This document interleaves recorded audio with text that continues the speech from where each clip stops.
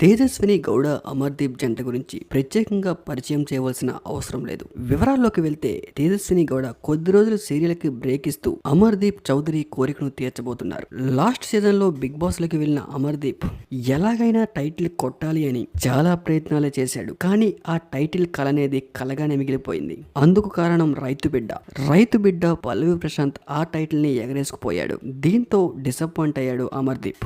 అయితే ఇప్పుడు తేజస్విని గౌడ కొద్ది రోజులు సీరియల్కి బ్రేక్ ఇస్తూ ఈసారి బిగ్ బాస్ సీజన్ లోకి వెళ్లి ఎలాగైనా అమర్దీప్ కోరికను తీర్చాలని ఫిక్స్ అయిపోయారు. తన భర్త కోరికను ఈ రకంగానే తీర్చుకునే అవకాశం దేవుడు కల్పించాడని ఎమోషనల్ అయ్యారు తేజస్విని గౌడ. అయితే ఈ సీజన్ బిగ్ బాస్ చాలా ఆసక్తికరంగా మారనుంది. అసలు ఆడియన్స్ ఎవరు ఊహించిన విధంగా ఈసారి బిగ్ బాస్ హౌస్ లోకి కంటెస్టెంట్స్ రాబోతున్నారు.